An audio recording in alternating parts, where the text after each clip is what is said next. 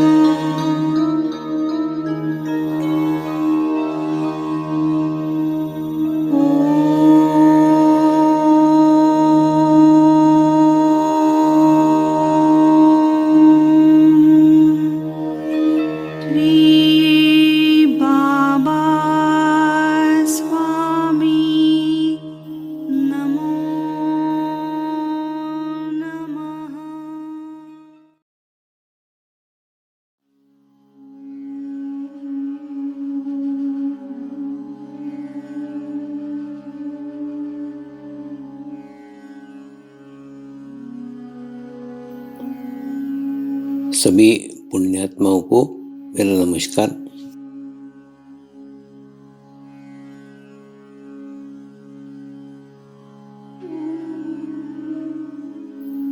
गुरुर्ब्रह्मा गुरुर्विष्णु गुरुर्देवो महेश्वरा, गुरु साक्षात परब्रह्म तस्मै श्री गुरुवे नमः।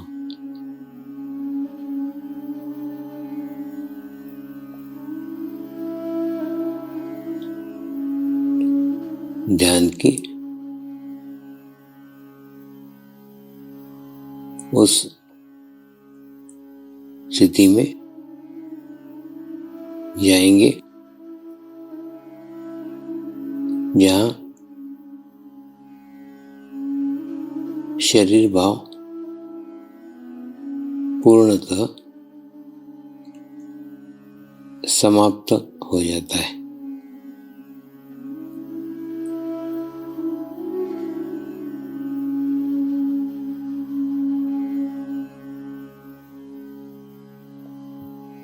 अपने पूरे शरीर को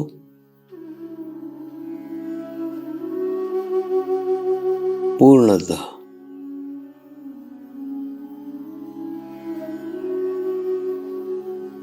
शिथिल छोड़ देंगे, एकदम रिलैक्स हो जाइए।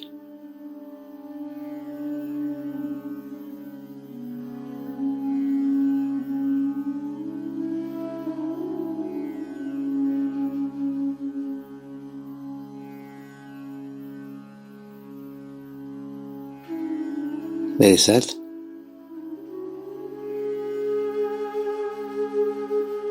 मंत्र का उच्चारण करेंगे।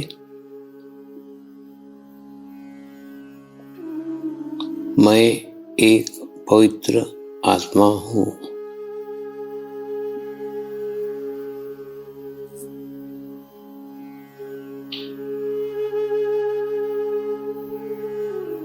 मैं एक शुद्ध आत्मा हूँ।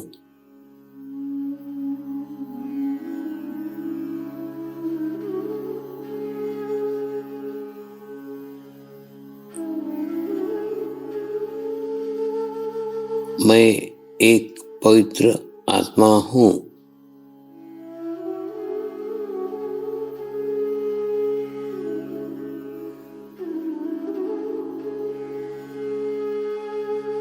मैं एक शुद्ध आत्मा हूँ।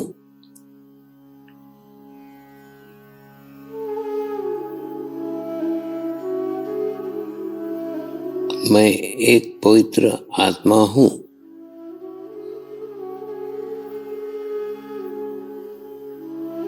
मैं एक शुद्ध आत्मा हूँ।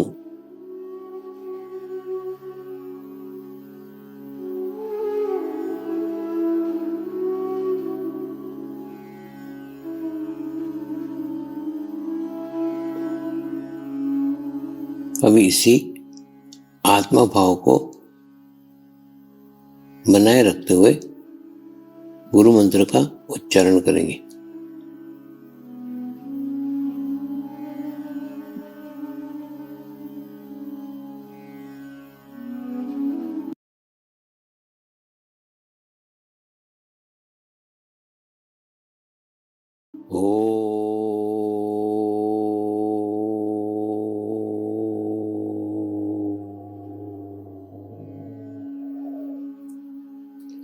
श्री शिवकृपानंद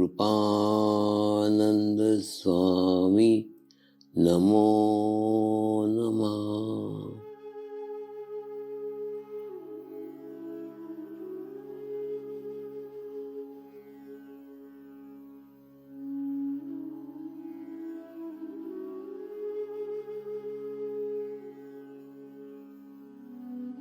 ओम श्री शिवकृपानंद स्वामी नमो नमः।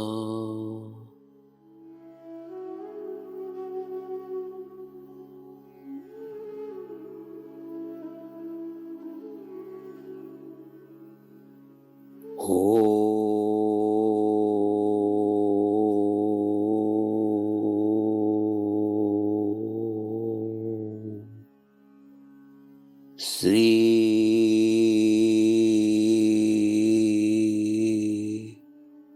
शिवकृपानंद स्वामी नमो नमः।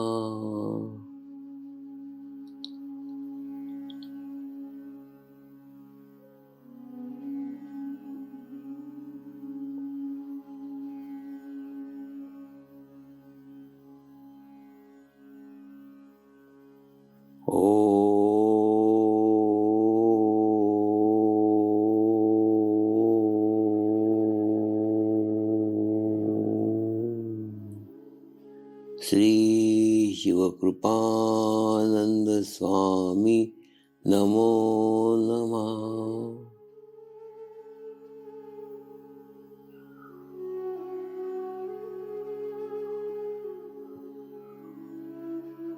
ओम श्री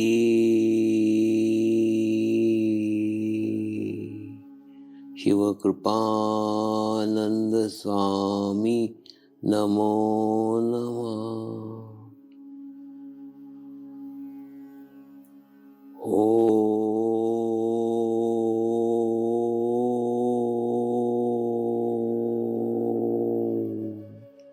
श्री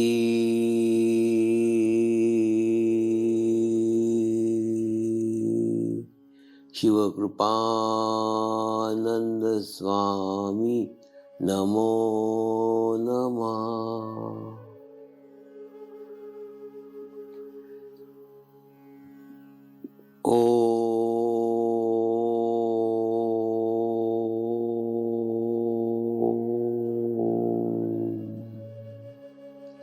श्री शिवकृपानंद स्वामी नमो नमः।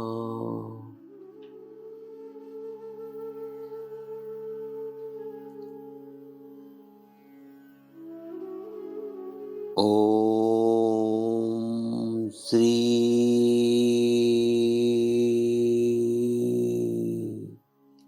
शिवकृपानंद स्वामी नमो नमः।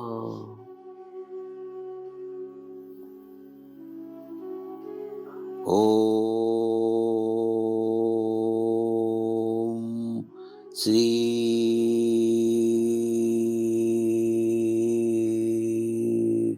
शिवकृपानंद स्वामी नमो नमः।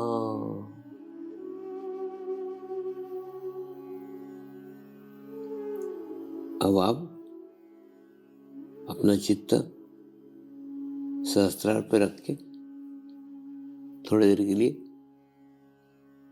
ध्यान में जाएंगे।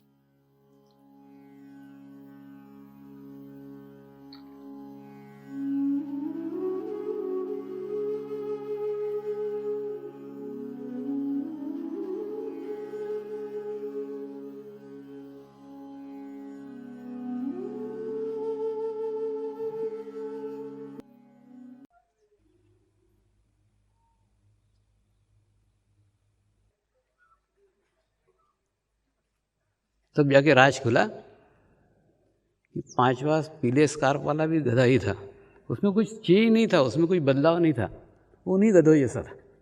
सिर्फ 1000 की नोट उसने खाई थी, इसलिए उसकी कीमत 1200 रुपये हो गई थी। तुम्हारी स्थिति भी वो 5वें गधे जैसी है। गुरु सानिध्य मिलके, गुरु कृपा मिलके कोई बाहरी बदलाव आ गया होगा।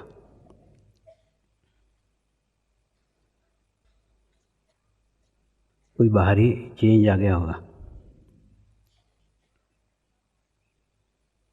केवल पीला स्कार्फ बांधने से कोई साधक नहीं बन जाता। साधक बनने के लिए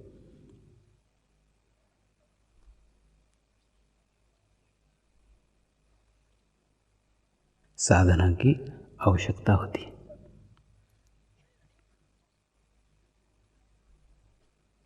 साधक जिसने अपने आप को साधा हुआ है,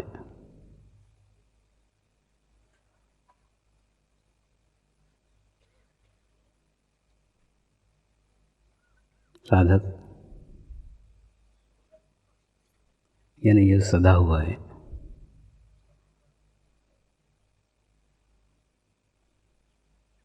न भविष्य काल से बंधा हुआ है, न भूतकाल से बंधा हुआ है। इस भूतकाल से और भविष्य काल से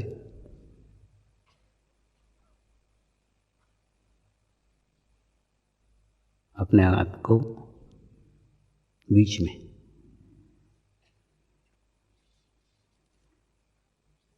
वर्तमान में रख कर, वर्तमान में रहकर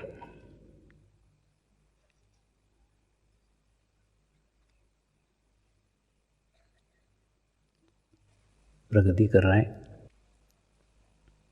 प्रोग्रेस कर रहा है। न उसके जीवन में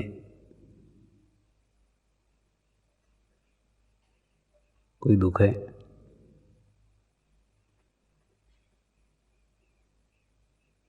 न उसके जीवन में कोई सुख है।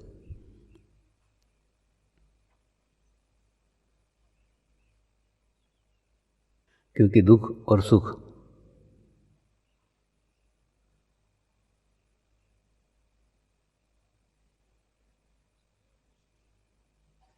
इन दोनों से परे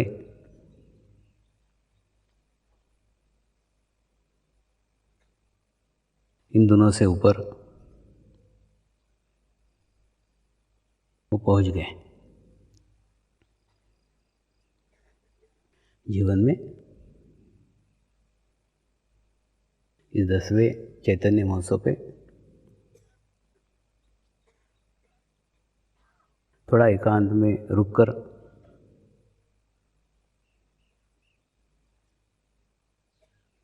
बैठकर थोड़ा मंथन करो, आत्मचिंतन करो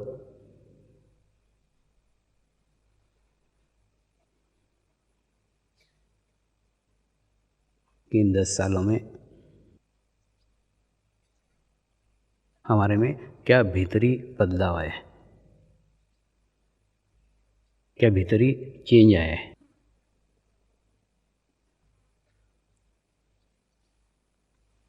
अहंकार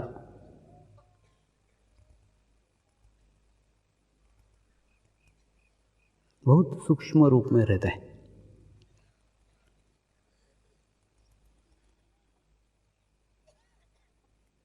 और वो कब चोला बदल देता है,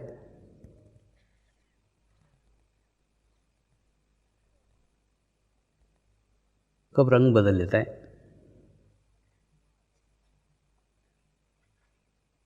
कब रूप बदल लेता है, वो अपने को पता नहीं लगता।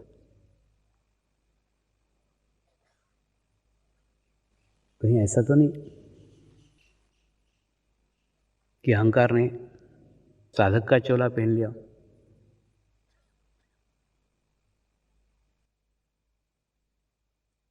पहले हमें अहंकार अमेरिका था, अब अमेरिका अहंकार नहीं रह गया हो, लेकिन साधक का अहंकार आ गया हो, यानी अहंकार ने रूप बदल लिया।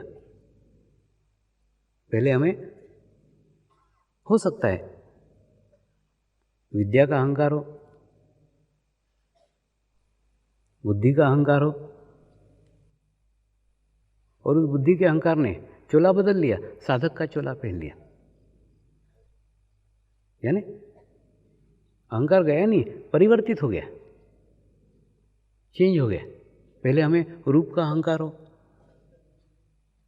अब रूप का अहंकार नहीं रहा, लेकिन साधक का अहंकार आ गया, तो अहंकार गया कहाँ? अमीरी के अहंकार से साधक के अहंकार में तब्दील हुआ, ज्ञान के अहंकार से साधक के अहंकार में तब्दील हुआ, रूप के अहंकार से साधक के अहंकार में तब्दील हुआ, गरीबी के अहंकार से साधक के अहंकार में तब्दील हुआ। ऐसा मत सोचो कि अमीर को ही अहंकार रहता है, गरीब लोगों को भी अहंकार, मैं गरीब हूं, इसका अहंकार।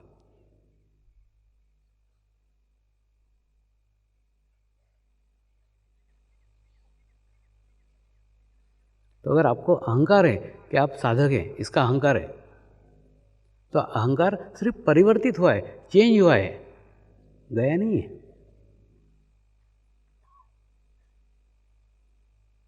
इसलिए गया नहीं है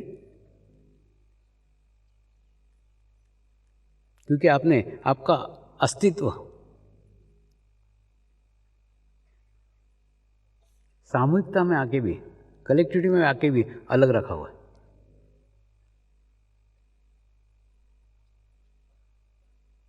और इस अलग रखने के कारण ही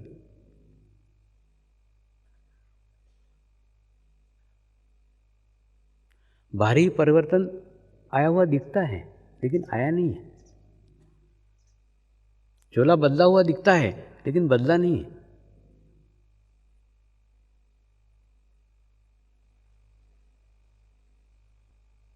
क्योंकि अगर बदला तो हमारे में एक आमूल परिवर्तन आना चाहिए।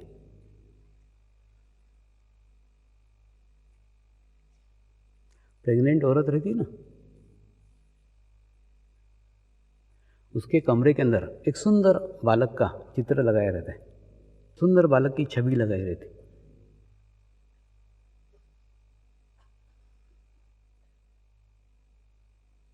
तो अपने 7 महीने 8 महीने गर्भ के दौरान उस बालक की तरफ चित्त रखती रहती है,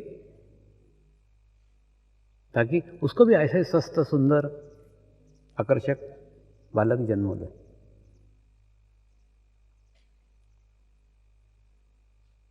और वो सिर्फ 9 महीने रखती है, 9 महीने में भी वो एक सुंदर बालक को जन्म देती है। तो तुमने तो 10 साल से रखी हुई है, क्या चेंज हुआ, क्या बदलाव हुआ? उस गुरु का एक भी गुण अगर अपने में आया नहीं तो क्या फायदा उस 10 साल का?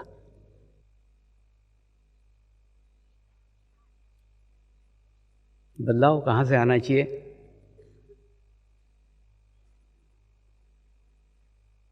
क्या चेंज चाहिए, क्या बदलाव चाहिए?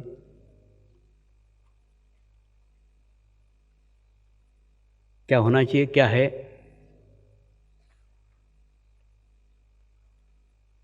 सबसे पहले समय का ध्यान रखो, सबसे पहले टाइम का ध्यान रखो। कल आप कल्पना करो कि मोक्ष की रेल यहाँ से 3 बजे छूटने वाली थी, तो कितने लोग मिस कर देते? 90% लोग यहाँ थे ही नहीं, जबकि आपका रिपोर्टिंग टाइम 2:30 बजे का था।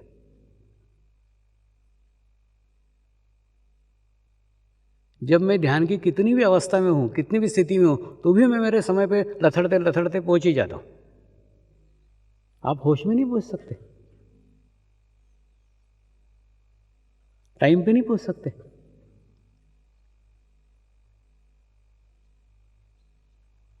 सबसे पहले अपने आप को डिसिप्लिन में लाओ।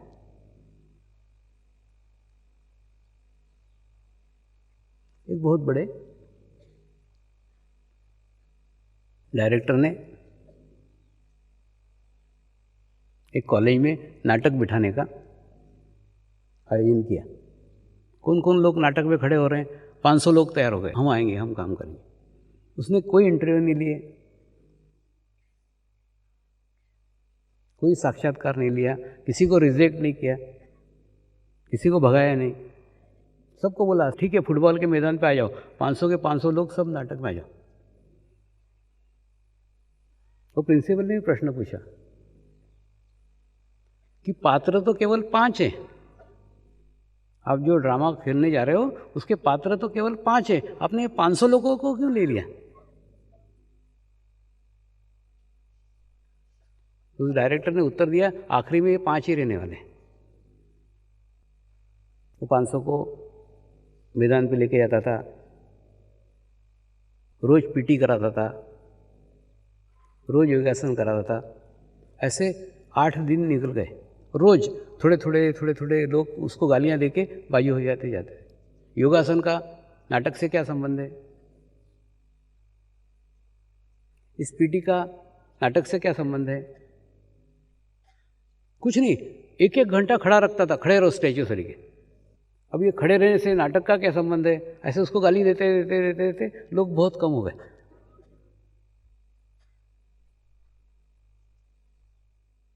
और सचमुच आखिरी में केवल 5 ही लोग बचे, बाकी सब भाग गए, बिना भगाए भाग ही गए। तो उस डायरेक्टर ने कहा, अपने ज़माने के बहुत बड़े डायरेक्टर थे, उन्होंने कहा जिसका शरीर के ऊपर नियंत्रण नहीं है वो नाटक क्या खाक करेगा? एक पात्र जब नाटक में बोल रहा है तो बाकी सब पात्रों ने शांत हो जाना चाहिए, स्थिर होना चाहिए, उनकी कोई एक्टिविटी नहीं होना चाहिए।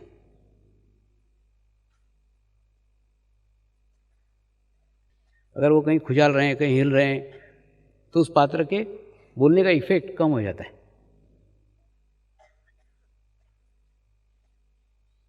तो यानी नाटक के अंदर भी अगर परिपक्वता लाने की है तो पहले शरीर पे नियंत्रण चाहिए। जब तक शरीर पे नियंत्रण नहीं आता तब तक तुम्हारा कला पे नियंत्रण नहीं आ सकता, तब तक तुम्हारा आत्मा का नियंत्रण। कला भी आत्मा से जुड़ी हुई है, अलग नहीं है। सबसे पहले शरीर पे नियंत्रण चाहिए, और नियंत्रण के लिए आवश्यक है समय। जो समय दिया गया है उस समय बराबर पहुंचो ही।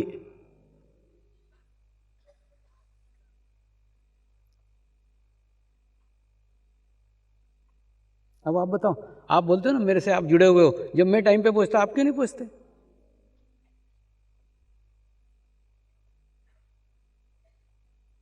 मैं इतने ट्रांस की स्थिति में रहता हूं, पत्नी से बात नहीं करता, बच्चों से बात नहीं करता, एकदम अकेला कोने में पड़ा रहता हूं।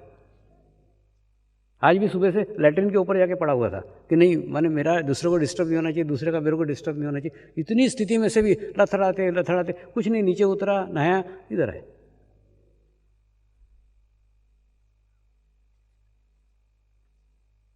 क्यों? टाइम दिया हुआ था, इस टाइम पे पहुंचने के लिए। एक दृढ़ इच्छा शक्ति, उस जगह पहुंचना ही है, उस समय पहुंचने के लिए।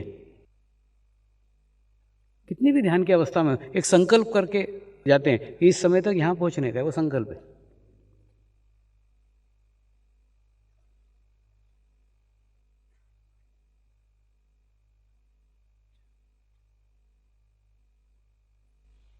हो सकता है उसके लिए अपने को कुछ छोड़ना पड़े, छोड़ो ना। तो सबसे पहला एक सीखो कि समय पे पहुंचना। सब जगह टाइम टू टाइम देखो, जो टाइम है उसको बराबर ध्यान रखो, कभी भी टाइम को मिस मत करो। कहीं ऐसा नहीं हो टाइम मिस करते करते तुम्हारा सब कुछ मिस हो जाए।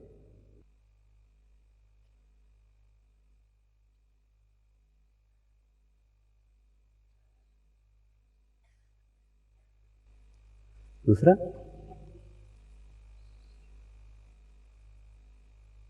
ध्यान यानी चित्त के ऊपर नियंत्रण।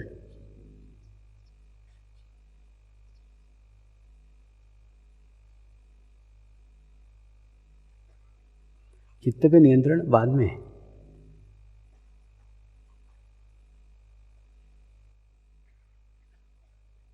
चित्त नियंत्रण के पहले शरीर पे नियंत्रण आवश्यक है। अभ्यास करो ना शरीर पे नियंत्रण का।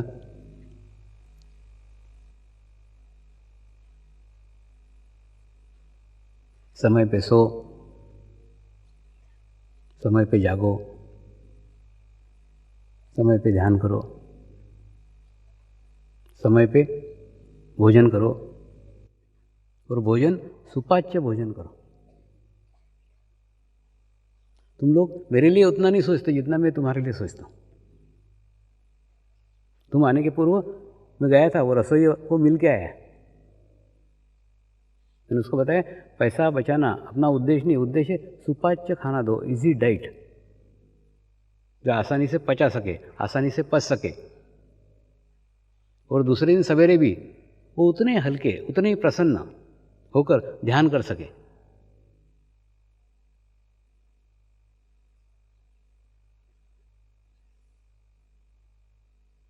आश्रम का खाना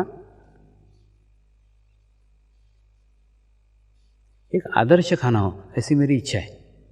अब आपके घर पे तो आपके मनपसंद खाते ही रहते हैं, चटपटे व्यंजन खाते रहते हैं, तेल के व्यंजन खाते रहते हैं, घी के व्यंजन खाते रहते हैं।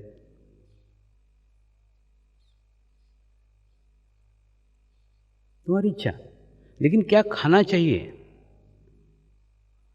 ध्यान के लिए क्या खाना उपयुक्त है, उचित है, ये बताना गुरु के रूप में मेरा कर्तव्य है।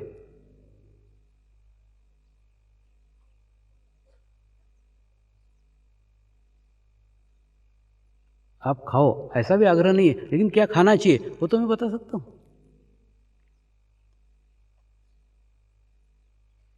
क्या उचित खाना है,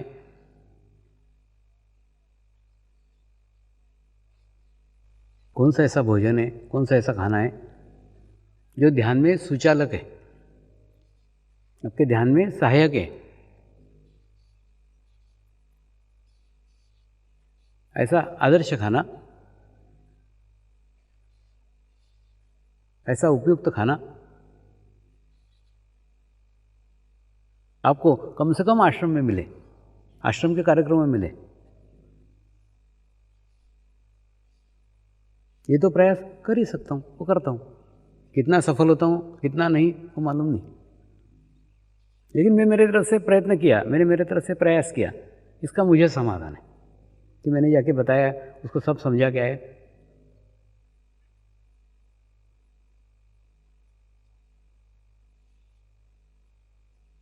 देखो ये भोजन जो है ना, ये आपके हाथ में, आपके हाथ में मतलब आपको क्या भोजन खाने का है ये आपके हाथ में। आप चाहो तो खाओ, नहीं चाहो तो मत खाओ। इस भोजन के ऊपर आपका अधिकार है, आपका नियंत्रण है।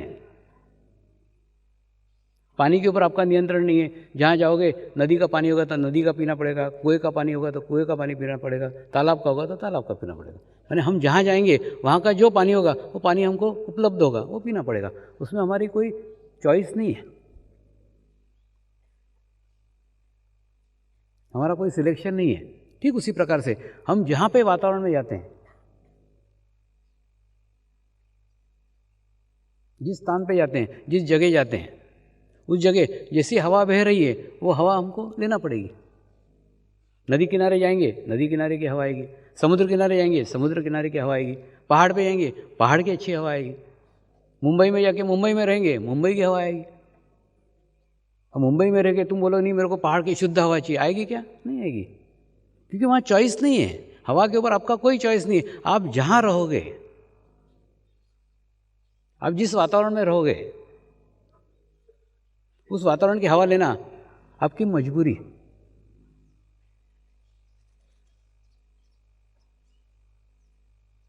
ठीक ऐसा ही प्रदूषण का है। जिस वातावरण में रहेंगे वहाँ का प्रदूषण हमको झेलना ही पड़ेगा, कोई चॉइस नहीं। तो आपके हाथ में क्या रह गया? आपके हाथ में केवल रह गया खाना। क्या भोजन खाना चाहिए, क्या नहीं खाना चाहिए, ये आपकी इच्छा है। आप चाहें तो अच्छा भोजन खा सकते हैं, आप चाहें तो सुपाच्य भोजन खा सकते हैं, कैसे भी कर सकते हैं। तो सिर्फ एक ही तो चीज़ है जिसके ऊपर आपका नियंत्रण है, बाकी कुछ भी आपके हाथ में नहीं है। तो शरीर पे नियंत्रण करने के पहले आपका भोजन पे नियंत्रण होना चाहिए कि भोजन आप आपके अपेक्षा अनुसार खाएं।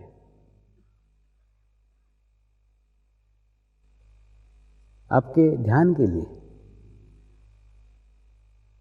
जो सहायक हो, ऐसा भोजन आपका होना चाहिए। लेकिन ये सब सोचने के लिए, ये सब विचार करने के लिए, ये सब प्रेरणा प्राप्त करने के लिए आपको टाइम ही नहीं होता। ये दूसरी है खांसी। खांसी आपकी पोल खोल रही है कि आपको सामूहिकता की आदत नहीं है, आपको वाइब्रेशंस की आदत नहीं है, ज़्यादा वाइब्रेशंस सहन नहीं होते। जैसे डालडा घी के औलादों को असली घी सहन नहीं होता ना, वैसा थोड़ा सा एनर्जी लेवल बढ़ाया, ख्या चालू है। अब तुम खासो मत, इसलिए मेरे को मेरा एनर्जी लेवल नीचे रखना पड़ता है। मतलब तुम यहाँ पे भी एनर्जी को नहीं बढ़ने देते। थोड़े से वाइब्रेशंस बढ़ाए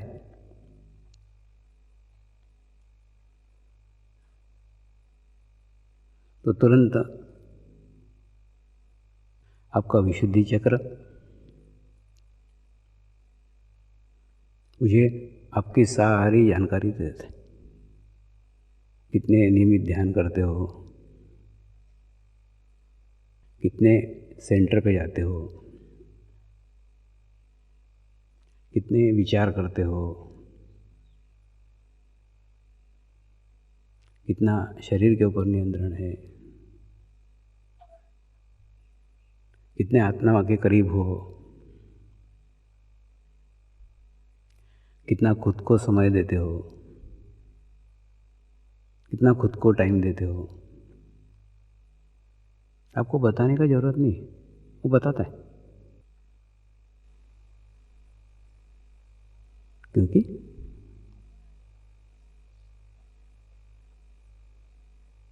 सामूहिकता की शरीर को आदत नहीं है, ध्यान की शरीर को आदत नहीं है, सेंटर पे जाकर ध्यान करने की आदत नहीं है। इसी कारण अचानक आए हुए चैतन्य को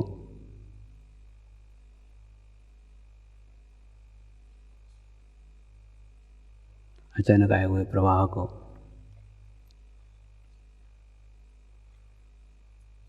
शरीर नियंत्रित नहीं कर पाता है।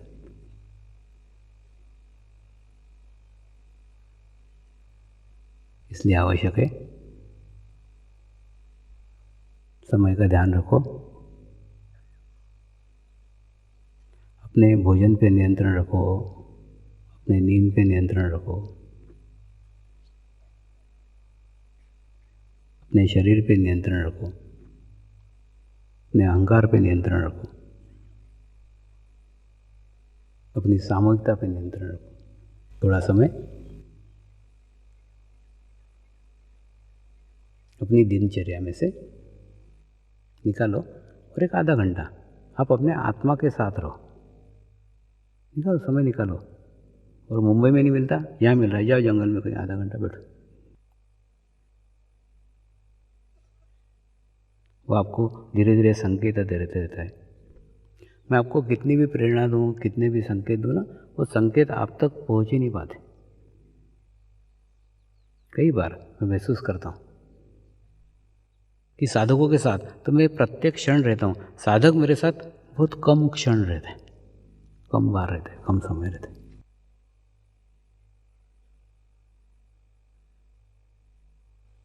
आप आपका अवलोकन करो ना, कितनी देर ध्यान करते हो,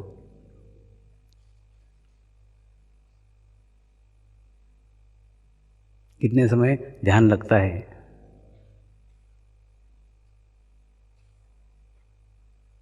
कितने समय सेंटर पे आते हो और कितने समय सेंटर पे लोगों में चित्त रहता है। सेंटर पे आप ध्यान करने के लिए जा रहे हो, दूसरे साधकों में चित्त डालने के लिए नहीं। आप आपका अवलोकन करो ना।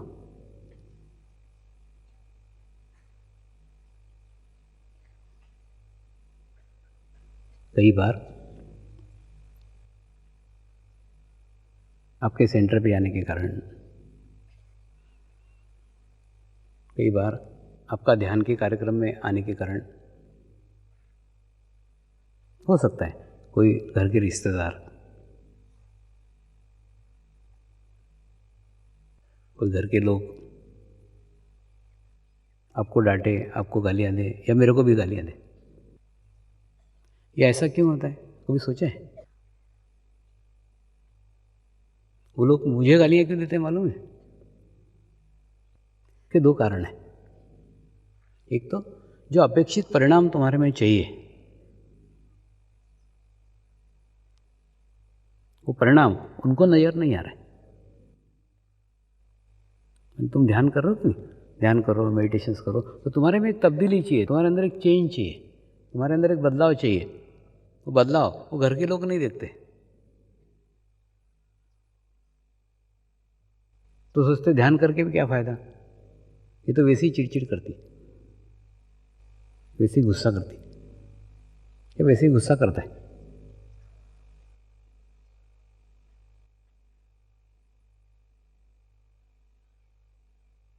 तो तुम्हारे अंदर कोई बदलाव नहीं है, तुम्हारे अंदर कोई चेंज नहीं है, और उसी कारण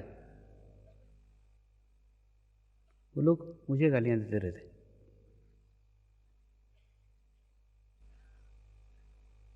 और दूसरा,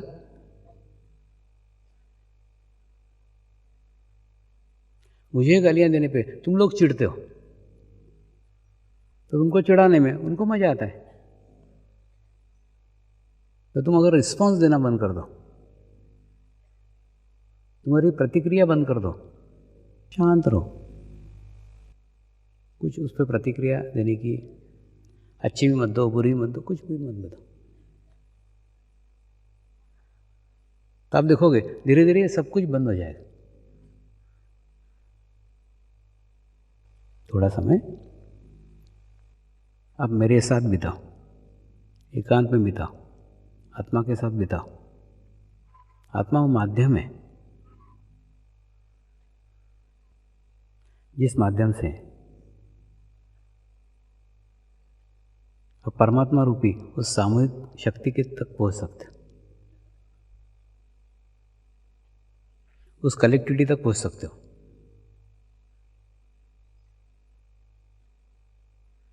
उस स्थान तक पहुंच सकते हो, उस जगह तक पहुंच सकते हो जिस जगह तुम भी पाना चाहते हो, तुम भी जाना चाहते हो।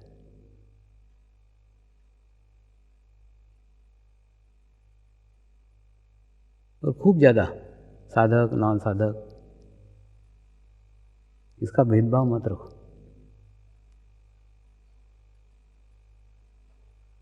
सबसे पहले जानो कि हम मनुष्य हैं।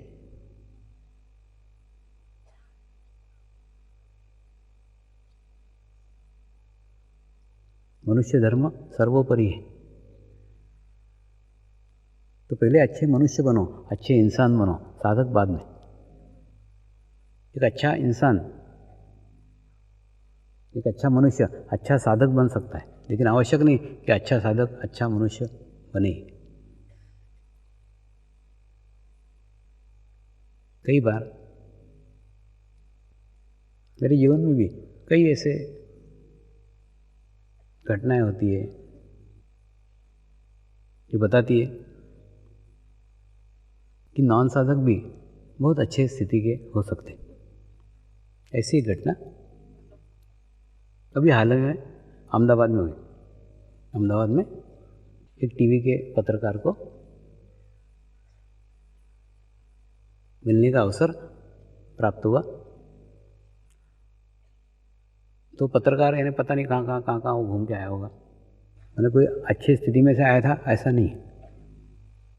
तुम जैसे नहा धो करके मेरा दर्शन करने आते हो, ऐसा कोई नहा के भी नहीं आया होगा, पता नहीं कहाँ घूम के आया, मतलब कोई अच्छी स्थिति में नहीं था। दूसरा, अच्छे स्थान पे भी हम नहीं मिले, एक होटल के अंदर मिले, एक होटल में बैठा हुआ था, वो होटल में वो आया। तो अच्छे स्थिति में से नहीं आया था, अच्छा स्थान नहीं था, तो छोटी सी चर्चा हुई, 15 मिनट की चर्चा, लेकिन वो 15 मिनट की चर्चा इतनी अच्छी हुई, इतनी सुंदर हुई, इतनी आनंददायक हुई, जबकि वो कोई साधक वाधक कुछ नहीं था। तो क्या कारण होगा? वो कोई अपेक्षा से नहीं आया था, कुछ नहीं। वो एक स्वामी कोई तो भी आए हुए हैं, बहन बोल रही मिलो, मिल लो, मिल लिए, कोई ज़्यादा अपेक्षा नहीं, कोई जानकारी नहीं, कुछ पता नहीं, कुछ नहीं। और 15 मिनट मुझे भी खूब आनंद आया, 15 मिनट उसको भी खूब आनंद आया। 15 मिनट की चर्चा, छोटी सी चर्चा, 15 मिनट के बाद में वो चला गया, मैं वहाँ रह गया। तो मुझे कभी कभी लगता है कि गुरु के पास अपेक्षा से भी नहीं जाना चाहिए।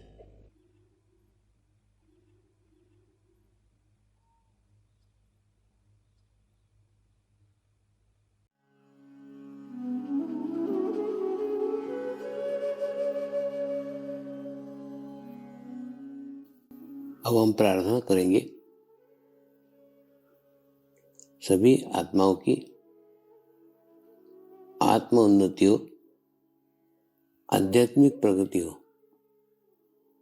यही हमारी प्रभु से प्रार्थना है। नमस्कार। जय आत्मेश्वर।